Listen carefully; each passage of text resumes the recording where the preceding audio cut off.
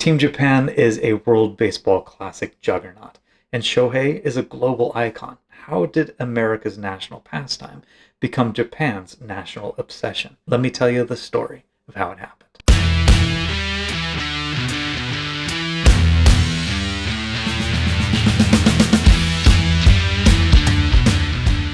What is going on, everybody? Thanks for joining me back on my channel, Brutus on Baseball. The World Baseball Classic has just begun, and it is an exciting time of year. I look forward to it every couple of years when it finally comes around.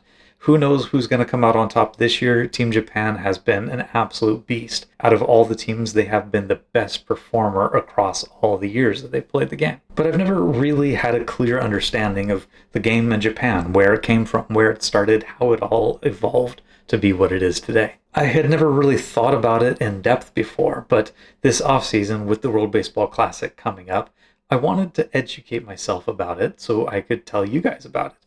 So I read some books like Remembering Japanese Baseball and Bonsai Babe Ruth, both by Robert K. Fitz, who seems to be one of the literary authorities on Japanese baseball. This video, I'm going to share with you what I found out. And I'm going to say really quickly before we begin that there's probably going to be a lot of mispronunciation in this video. I'm giving it my best, so work with me here. Let's start the video off with the origins of baseball in Japan. The history of baseball in the United States is ambiguous, to say the least, with its origins potentially stemming from several different types of games played, most of which came over from Britain in one way or the other, closely associated with ones like rounders or cricket. But the history of baseball, known as Yakkyu in Japan, is much more clear-cut. Prior to the 1870s, Japan was a very closed-off society with limited contact and trade with the outside world. But a new emperor and regime in 1868 changed that by opening Japan to modernization influences from around the world. The defining moment for baseball happened when a mathematics professor from Maine by the name of Horace Wilson was hired by the Japanese government to help modernize the education system in Japan. Wilson arrived in 1872 at Kaisei Academy, a precursor to the Tokyo Imperial University. Although he was brought in to teach, he quickly decided that his Japanese students needed more exercise, especially outside, and therefore he introduced them to a game that he loved, baseball. Within several months, the new game had grown enough in popularity with the students that the school organized a 7-inning game between students and their foreign teachers. The popularity of the game only grew from there, but the big difference between Japan and the US was that the game in Japan spread primarily among the students, first at the university level and then down into the high schools. The earliest recorded game was played in 1876 between students at Tokyo Imperial University against a group of amateur Americans, one of which was Horace Wilson. Only 2 years later, in 1878, a railway engineer named Hiroshi Hiroka returned to Japan after studying abroad in America. And part of his experience obviously was being exposed to the game of baseball while he was living in New England. He brought the game back with him as well and established Japan's first organized team with his co-workers, the Shimbashi Athletic Club, in 1878. The game's popularity only kept rising from there, spreading to establish the first organized high school team in 1886, and then spreading to more and more universities across the country, such as Keio and Waseda universities. 10 years later, in 1896, that first high school team played against a team of foreigners living in Japan and convincingly defeated them. The Ichiro high school team was celebrated in the Japanese press as national heroes, appealing to the pride of Japanese people, and the game spread like wildfire across the country as a result. An informal league of university teams would play against each other in the late 1890s, early 1900s, but in reality, the American game had matured and zoomed ahead, and the Japanese players that loved the game knew that the gap was widening. So, in 1905, Waseda University was the first team to make the decision to travel to the United States to play against American teams. And in response, American teams started to plan trips to Japan to play against Japanese players and help expand the game, starting with an amateur team from Hawaii in 1907, and followed by a team called the Reach All-Americans in 1908, the first professional baseball team to travel to Japan. Keio University made their own trip to the US in 1911, and the exchange of the game and culture became so popular by this time that both the New York Giants and Chicago White Sox from Major League Baseball made the decision to tour Japan. Teams from the University of Wisconsin, University of Washington, and Harvard also made trips to Japan around this time, as did some Negro League teams like the Philadelphia Royal Giants. The informal games between university teams in Japan finally became a formal league in Tokyo in 1915. The National High School Baseball Championship, known as Koshien, would also be established in 1915 and would become a highly popular tournament within the Japanese culture and is still watched by millions nationally to this day, one of the biggest stages for baseball in Japan. But up to this point, all the teams in Japan were either made up of students or amateur adult players. Because all the players were amateurs, the games between American university teams or professional teams were decidedly lopsided affairs, and would remain so unless Japanese baseball players started treating the game more like a full-time job, which was something that kind of was counterculture to the Japanese in that time period. The love of the game, the exercise was supposed to be the benefit you got, not compensation. After almost 50 years of playing baseball in Japan, the first professional team was officially organized in 1920 with the Japan Athletic Association in Tokyo. The team wouldn't play its first professional games until 1922, and not long after that, on September 1st, 1923, the Great Kanto earthquake devastated Tokyo and forced the team to move to Osaka and change its name. That first professional team had a hard time finding competition, though, and they disbanded after only 6 seasons in 1929, leaving Japan again with only amateur baseball. During that same time period in the 20s, the Tokyo Big Six University League was also established, still giving huge support to the game of baseball, even as the first professional team had faltered. American teams continued to tour Japan, including the Herb Hunter All-Americans, who lost the first game by Americans to Japanese team in November of 1922, when an amateur team beat Hall of Fame pitcher Wade Hoyt 9-3. Eventually, Japanese amateur teams would beat Negro League and university teams as well. But what changed the landscape of baseball in Japan for good was 2 tours by Major League Baseball players that were organized by the owner of the Yomiuri newspaper in Tokyo.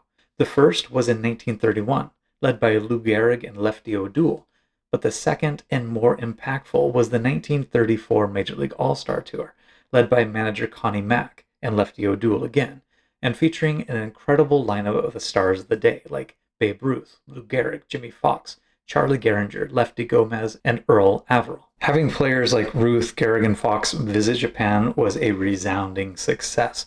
They were mobbed almost everywhere they went, and the fanaticism of Japanese fans for the game of baseball was more apparent than ever. These tours showed the incredible potential for what baseball could be, and inspired the Japanese players and fans alike.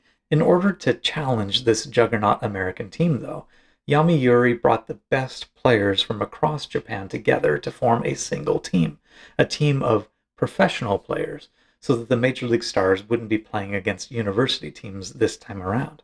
The Japanese team still lost all 18 games they played against the Major League stars, but the tour wasn't without some exceptional moments for the Japanese players. Most important among the highlights was a 17-year-old Japanese pitcher named Eiji Sawamura, who pitched 7 shutout innings in a game, before finally giving up a solo home run to Lou Gehrig in the 8th inning. Sawamura would lose the game 1-0, but in that moment of greatness, he struck out Gehringer, Ruth, Gehrig, and Fox all in a row. This team of Japan's best players became the turning point, as they actually stayed together and would eventually tour the United States themselves in early 1935 as the Dai Nippon Tokyo Yakya Club, playing against college and minor league teams across the US and Canada. During the tour, Lefty O'Doul once again recommended to the team owner that he change the team name to something more catchy, so they called themselves the Tokyo Yomiuri Giants. And the name stuck as the team became Japan's most popular team throughout the rest of the 20th century and all the way up until the present day. Upon returning to Japan, other professional Japanese teams quickly came together, including 7 new teams in 1936, to form the Japan Professional Baseball League. An 8th team joined in 1937, and the league played their first full schedule of games in that year. Many of today's most popular teams in Japan formed during that time, including the Hanshin Tigers and Chunichi Dragons, in addition to the Yomiuri Giants. Both Japanese and foreign players joined the league, including one of the best pitchers in the league during that time in Russian-born Viktor Starfin, who won back-to-back MVP awards in 1939 and 1940 and set league records at the time for 42 wins in a season and over 300 career victories. Several American players even joined the Japanese teams in 1936, including James Bonner, who happened to be an African-American player and forged his way into professional baseball in Japan 11 seasons before Jackie Robinson would break the color barrier with the Brooklyn Dodgers in the major leagues. From 1938 to 1943, the Yomiuri Giants won 6 championships in a row to start out that league. But in that time of less than a decade since the creation of the Japanese Professional League, the relations between the US and Japan had deteriorated rapidly until they were embroiled in an incredibly devastating war. And the league finally suspended play in 1944 in Japan due to air raids from the Allied forces during World War II. And even beyond that, the rosters had lost many players to the war effort. Eiji Sawamura, that 17-year-old pitcher that had almost shut out Ruth Garrigan Fox, was killed when the boat he was on was sunk by U.S. forces in December of 1944. By 1959, Japan's version of the Cy Young Award for the best pitcher in the league was named in honor of Sawamura. After Japan surrendered to end World War II in September of 1945, much of the country's urban hubs lay in ruins. The Allied forces continued to occupy Japan in the late 1940s, and a U.S. Army officer by the name of Tsuneo Kapi Harada was a member of the occupation force in Japan when he was put in charge of helping to reestablish Japanese athletics after the war. Looking for a way to boost the morale of the Japanese people, and given that baseball happened to be his own favorite sport, he focused on helping to restart the Professional Japanese Baseball League in 1946. The reformed league was successful, but still morale among the population remained low. By 1949, General Douglas MacArthur approved a plan presented by Harada to promote baseball across Japan once again, by bringing in Lefty O'Doul's San Francisco Seals, the prominent team in the Pacific Coast League before the major leagues had moved out west. He would bring them to play against Japan's best. Although the Seals won all 7 games during the tour, it was an overwhelming success for the people of Japan, as over 400,000 people attended just those 7 games. Harada would follow that tour up with tours by all-star teams made up of major league players in 1951 and 1953. Baseball was back in Japan, and not only was it back, they were eager to make the game as good in Japan as it was in the United States. After just a few short years of playing baseball since the end of the Great War, Japanese baseball was ready to expand. In 1950, the professional baseball structure expanded from 1 league into 2, the more traditional Central League and the new Pacific League, and established the Japan Series to give the teams something to fight for. The 2 leagues made up what is known now as Nippon Professional Baseball. Initially, there were 8 teams in each league, but the new teams were in flux over the first couple of years, and as a result, a new rule was instituted in 1952 that any team that finished with a winning percentage less than 300 would either be disbanded or merged with another team. As a result, by 1958, both leagues had contracted to 6 teams only. The winners of the 2 leagues during the regular season would meet in the Japan Series for the championship. Although there have been many changes in team names and locations over the years, this is essentially the same structure for Japanese baseball that remains present to this day. The Central League has most of the more historic Japanese teams, like the Yomiuri Giants, Chunichi Dragons, and Hanshin Tigers, as well as the Hiroshima Toyo Carp, Yokohama Dana Bay Stars, and Tokyo Yakult Swallows. The Pacific League is home to the Cebu Lions, the Hokkaido Ham Fighters, Tohoku Rakuten Golden Eagles, Chiba Lot Marines, Oryx Buffaloes, and Fukuoka SoftBank Hawks. One interesting thing to note is that Japanese teams are usually owned by large companies, meaning that it's an opportunity to promote the parent company with the team name. As a result, many of these team names represent companies rather than cities or regions in Japan, just like Yomiuri. As I mentioned before, coming out of World War II, the morale of the Japanese people had been quite low. But no matter what, their almost singular focus for the game of baseball was to grow it one day to rival Major League Baseball as a dominant professional league on the world stage. The Bushido mindset of the samurai way was still important in Japanese culture, and they brought that mindset into the game of baseball, often practicing for weeks before each season in the frigid cold, up early in the morning and not leaving until the sun would go down, and spending countless more hours perfecting their skills at home or in hotel rooms. But the game that they played on the field at that time was also somewhat rigid, an almost passive way of playing the game, born out of the respect that they held for their peers and more senior players. There was also a distinct structure of senior players and junior players or rookie players that kept them separated into distinct groups. But in 1951, while the professional Japanese league was still growing out of its infancy, Harada was an advisor and eventually general manager of the Yomiuri Giants and helped to arrange the signing of an American player to help grow the game more in Japan. The opinions of many people across Japan toward Americans remained somewhat negative, so Harada and the Giants were careful to pick their first foreign player to be a Japanese American from Hawaii named Wally Yonamine. And of course, he was playing as a minor leaguer for Lefty O'Doul's team. Much like Jackie Robinson in the States, Yonamine was the perfect fit because he was incredibly likable with a strong character, but he also brought an exciting style of play that the Japanese players had rarely witnessed before. Before he started playing in Japan, baseball was played as a very station-to-station game with little excitement on the base paths. Yonamine introduced sliding way more often, especially with things like the concept of running hard into second base to break up a double play, which was something that just wasn't done in Japanese baseball before that. His impact on the Japanese game was immense, as he also became the first foreign player to win an MVP award in 1957. The Giants would continue to sign American players, with 5 more in the next 4 years. Other teams, of course, took notice and started to recruit their own foreign players. 11 foreign players joined the league in 1952 and 13 more in 1953, most of which were also Japanese Americans. However, 4 former Negro League players were also recruited, as that league in the U.S. started seeing its decline as more and more black players entered the major leagues instead throughout the 1950s. The number of foreign players continued to increase, having a quick and major impact, and in response, the leagues quickly limited the number of foreign players on each team roster to only 3 apiece, to keep space for the development of Japanese players, while also allowing American players to continue helping to teach the American style of play. Eventually, the number of foreign players allowed on each team would be reduced to only 2 by the mid-1960s.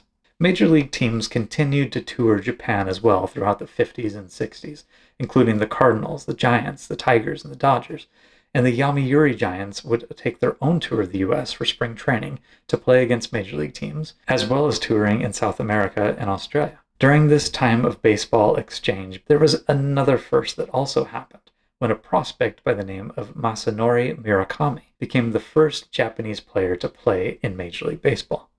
A lot of people think it was Hideo Nomo in 1995, but in 1964, Murakami was a 20-year-old prospect for the Nankai Hawks. The Hawks decided to send Murakami along with 2 other prospects to play for the San Francisco Giants single-A team in Fresno as sort of a cultural exchange program.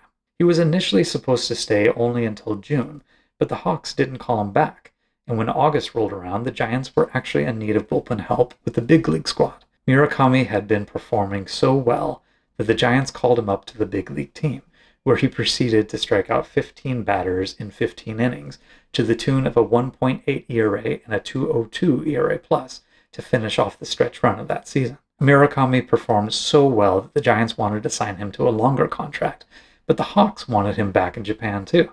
He ended up signing contracts with both teams, not knowing what to do. And the commissioner of Nippon Professional Baseball was called in to facilitate his return to Japan. The Giants fought hard for him, though, bringing in their own commissioner on their side, and finally it was agreed that Murakami would return to Japan after pitching 1 more season for the Giants in 1965. Because of all the negotiations, his start was delayed, and he didn't start pitching until May of that season. His sophomore season wasn't as successful as his first, though he did still strike out 85 batters in 74 innings, with a 3.75 ERA, before he finally returned to Japan after the 1965 season. The dispute over Murakami led to the United States-Japan Player Contract Agreement established in 1967, and as a result of that agreement, it would take almost 30 years until another Japanese player joined Major League Baseball when Hideo Nomo signed with the Dodgers for the 1995 season. During the 1950s and 60s, the Yomiuri Giants would also continue to be the dominant force in Japanese baseball, winning 3 straight Japan Series titles from 1951 to 53, and then following that up with another win in 55, plus 11 more titles in 13 seasons between 1961 and 1973, including a stretch of 9 in a row. The Giants' dominance was led by its 2 greatest players, Sadaharu Oh and Shigeo Nagashima, who hit 3rd and 4th in the lineup respectively.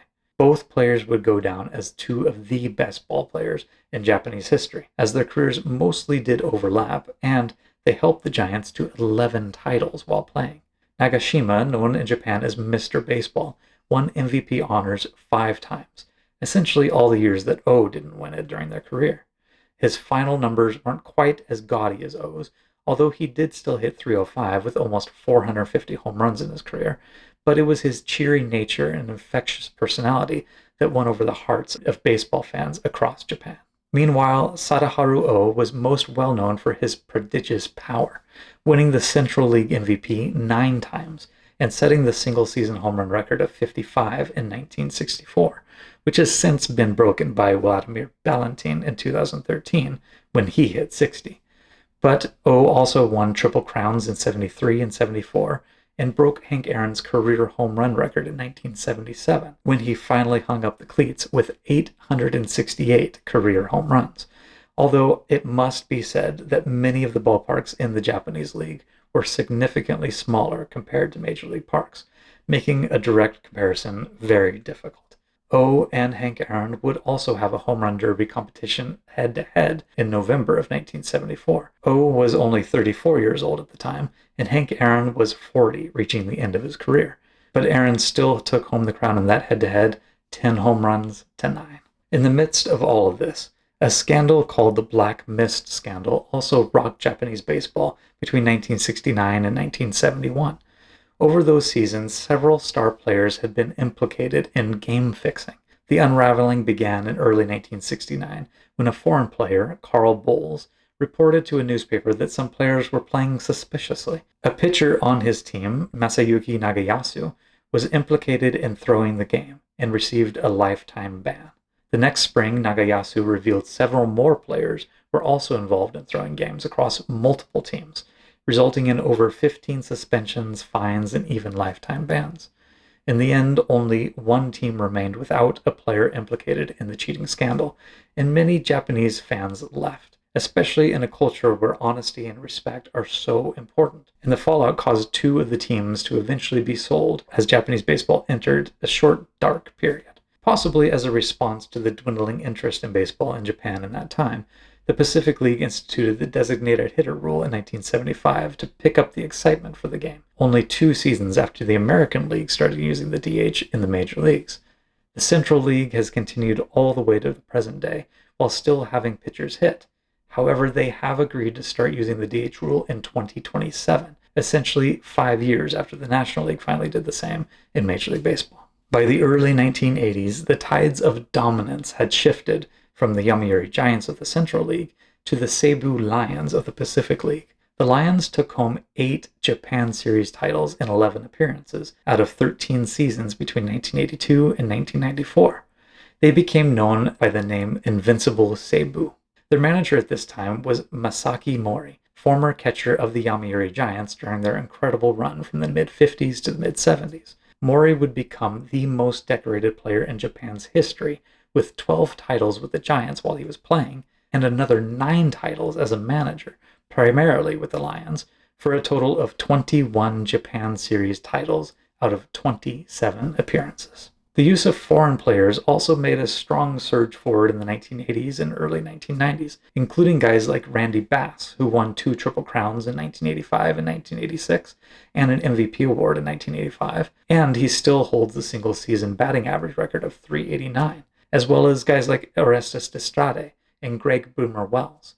By 1998, the total number of foreign players allowed on each team roster had been increased to 4. A lot of things happened during this period between the 1950s and 1990s. The Japanese players were proud of their game and the effort they poured into it so devoutly, and all the triumphs that came as a result. But that overarching goal of making Japan baseball just as good, if not better, than Major League Baseball was going to be directly challenged in the next era, starting in the mid-1990s. A few Major League teams continued to tour Japan in the 70s and 80s, but by the late 1980s and 1990s, most of the tours consisted of Major League All-Star teams. But starting with the 2000 season, the New York Mets and Chicago Cubs would open their regular season with a series played in Tokyo, a trip that has become somewhat regular with 5 more occurrences in 2004, 2008, 2012, 2019, and 2025. The Japanese season generally mirrors that of Major League Baseball, running from March to October with 2 or 3 All-Star games in July. Their season has only been historically between 130 to 140 games, though, with a more recent decision standardizing the schedule at 143 games per team, with 25 games against each team within their league, and only 3 games against each cross-league team in each season. And it wasn't only the season that evolved. At the beginning of the Japan series, it was simply the best team from the Central League against the best team from the Pacific League. But that system evolved over time as well. First, the Pacific League experimented with a split season between 1973 and 1982, with the best team in the league for the first half of the season playing against the best team in the league for the second half, with the winner going to the Japan series. After going back to just the division winner for a while, the Pacific League, as the more progressive of the 2 leagues, again experimented with what would become called the Climax series. The second and third place teams at the end of the season would square off in a best-of-3 game series hosted by the second place team, with the winner of that series moving on to play the first place team. The final stage would be a best-of-7 series hosted entirely by the first place team from the season, and that first place team is also given a 1-win advantage, meaning the challenger needs to win 4 out of 6 games to advance, while the top team only needs to win 3 out of 6. Seeing how well the Climax series was received by the fans, the more traditional Central League also started using the same format a few years later, in 2007. The winner of the Climax series from each league faces off in a best-of-7 Japan series, with home field advantage switching between the Central League representative in even years and the Pacific League representative in odd years. No team has really dominated this period of Japanese baseball until the Fukuoka SoftBank Hawks put together 7 titles between 2010 and 2020. But this recent time period in Japanese baseball has been more dominated by player contracts and movement than anything else. The game began changing in the early 1990s, starting with the granting of free agency in 1993, almost 2 decades after it had been established in Major League Baseball.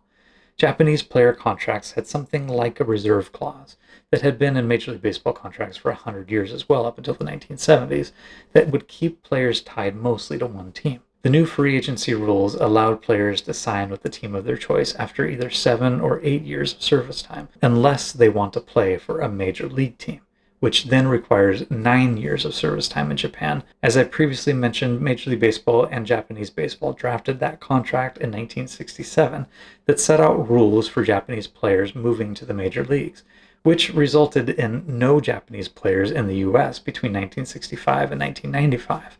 But in 1994, Hideo Nomo's agent shared a loophole idea with him. Nomo was tied to the Kintetsu Buffaloes, but Nomo wanted to pitch in the US, so his agent told him that the reserve clause in his contract limited the Buffaloes' control over him to Japan only. Since Nomo was not yet eligible for free agency under the new system, he voluntarily retired from Japanese baseball in the winter of 1994. Having terminated his contract and therefore his team's control over him, he signed to play with the Los Angeles Dodgers in early 1995. He would go on to win the Rookie of the Year award in 95 and follow that up with a very solid career in the US. After Nomo's departure, the Japanese Baseball League tried to alter the 1967 agreement between themselves and Major League Baseball, but Major League Baseball never agreed to those changes. This was followed only 2 short years later by the defection of Hideki Irabu to Major League Baseball. Irabu's team, the Chiba Lot Marines, saw the writing on the wall from Nomo's departure, and quickly formed an agreement with the San Diego Padres that would let them control the process of Irabu's departure. But Irabu had stated publicly that he only wanted to sign with the New York Yankees, and neither the Marines nor the Padres spoke with him about it before signing the agreement. Irabu pleaded his case, and the Major League Baseball Players Association actually sided with him, stating that he had the right to choose whichever team he wanted to sign with. But the Padres hadn't actually violated any rules, though, so they kept the rights to Irabu, forcing him to consider returning to Japan until he had reached free agency. But by May of 1997, the Padres finally gave in and traded him to the Yankees, who quickly signed him to a 4-year contract. The final straw between the two parties happened in the next season in 1998. Alfonso Soriano had signed as a young Dominican player to play with the Hiroshima Carp. He had limited playing time with the team in 1997, but he hated the intense requirements of the Japanese practice schedules, and he preferred to play in the U.S. He hired the same agent that Nomo and Irabu had used to get out of their contracts, and he was advised to retire from the NPB just as Nomo had done. The Carp tried to file injunctions against Soriano leaving, but since Major League Baseball had not agreed to any changes to the 1967 agreement, Commissioner Bud Selig declared Soriano a free agent in July of 1998, and the Carp and the NPB backed down. He quickly signed on with the New York Yankees as well. And in response, the NPB redrafted the 1967 agreement, focusing on a posting system in which the teams could post players that wanted to play in Major League Baseball, while also still retaining rights for compensation from Major League teams to negotiate with and sign those players. Major League teams would have to place bids to negotiate with players, and those bids would essentially be paid upon that player signing a contract with the highest bidding team. If a contract could not be agreed upon with the player, then he would simply return to play the next season with his NPB team and perhaps try again the next year. The purpose of the new posting system was to provide compensation to the Japanese teams that were losing the player, rather than seeing their best players bolt for the major leagues with no recourse at all. At least if they could receive compensation, they can continue to operate and reinvest that money in developing new players and remaining competitive. The new agreement went a long way to addressing the NPB's concerns that the best players defecting to the major leagues would negatively impact the level of play in Japan, and thereby the popularity of the game with its fans. This new agreement was signed by the NPB and Major League Baseball in December of 1998, and resulted in several more players moving to the major leagues, like Kazuhiro Sasaki joining the Seattle Mariners in 2000, Ichiro joining the Mariners in 2001, and Hideki Matsui joining the Yankees in 2003. This posting system was used until it was redrafted in 2013 and has gone through several iterations since then as well. Essentially, the changes have sought to open up the field of teams that a Japanese player can negotiate with, instead of being forced to negotiate with only the team that placed the highest bid. This is the system that has seen currently active stars like Shohei Ohtani and Yoshinobu Yamamoto brought to the US to play. Of course, the posting system only applies to players that are currently under contract with an NPB team, and not to free agents or players that have never played in the NPB. The problem with using free agency is that accumulating 9 years of service time would mean that most players wouldn't sign with a major league team until almost the age of 30 or even after, which we have seen a number of players do in recent years. But more recent developments have seen young Japanese players try to circumvent the NPB entirely by attending a university in the United States rather than entering the NPB draft, or even signing directly with a major league team during the international signing period. To date, we haven't seen a success story of a player using either of those paths to reach the major leagues, but it's just a matter of time. Outside of the NPB, Team Japan has participated in the World Baseball Classic every year since its inception in 2006. The Japanese team has had the greatest showing of any nation at the World Baseball Classic, placing first in 2006 and 2009, third in 2013 and 2017, and first again in 2023. And not only that, winning the gold medal at the 2021 Tokyo Olympics, perhaps finally proving to the world that at least in terms of the best players on one team, Japan has been able to match or even surpass the other nations in talent and execution. Some general items to wrap up this video. The Yomiuri Giants are the most successful team of the Japanese league, with 22 championships out of 37 appearances in only 76 total seasons. They are essentially the Yankees of Japanese baseball.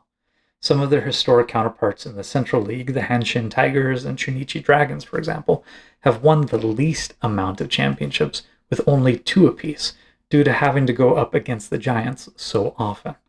The most successful franchises in the Pacific League have been the Seibu Lions with 13 and the Fukuoka SoftBank Hawks with 12.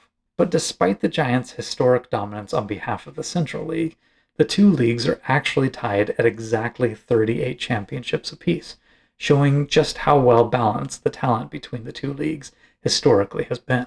The best players in Japan's history can be hard to summarize, because it could include NPB lifers, or players like Hideki Matsui, Ichiro, and Shohei that left for the major leagues, and even foreign players that excelled in Japan. But I want to highlight the best players in Japan's history from the perspective of homegrown players that spent their entire career in Japan. The first is obviously first baseman Sadaharu Go, with his incredible power, and followed not far behind by perhaps the best all-around player and O's teammate, Shigeo Nagashima. A contemporary of theirs, though, was a counterpart in the Pacific League named Kutsuya Namura. He played 26 seasons for the Nankai Hawks. Namura was the catcher for a less popular team in a less popular league at the time, so he didn't have the same fan base as O did, but he finished second in career home runs with 657, RBIs with 1,988, and hits with 2,901. In addition to 5 MVP awards, 9 home run titles, 2 championships as a player, and 3 more championships as manager of the Yakult Swallows. The best pitcher to play entirely in Japan was probably Masashi Kaneda, who pitched for the Kokutetsu Swallows starting in 1950, and is the all-time leader in wins with 400 on the dot and 3 Eiji Sawamura awards. What makes his career even more impressive, though, was that he pitched his first 14 seasons for the Swallows, a team that didn't have a winning record the entire decade of the 1950s, and even through that, Kaneda still won 20-plus games for 14 straight seasons. For his last 5 seasons in the late 60s, he moved over to pitch for the Yomiuri Giants, and won 5 straight championships in his last 5 seasons. He finished the career leader in Japan in wins, strikeouts, and complete games. The greatest players in Japan's history can be enshrined in 2 different Hall of Fames. The players themselves have organized the Golden Players Club, which has very specific requirements of having to meet either 2,000 career hits, 200 career wins, or 250 career saves to even be considered. And then they still have to be elected by its members. The second is the official Japanese Baseball Hall of Fame and Museum, located in the Tokyo Dome complex. Much like the Major League Hall of Fame, a player must be retired for 5 years to be eligible, and must be inducted by gaining 75% of votes from writers and former players. The Hall of Fame has over 220 members, most of which are Japanese players, although there are also a few foreign-born players, such as the Russian Viktor Starfin and Wally Yonamine, as well as more recent inductees like Alex Ramirez and Randy Bass. So there you have it. I've downloaded everything I picked up about Japanese baseball in the offseason, down to you guys. Make sure to enjoy the World Baseball Classic. I'm excited to see who wins. In the meantime, keep talking baseball, and we'll see you around.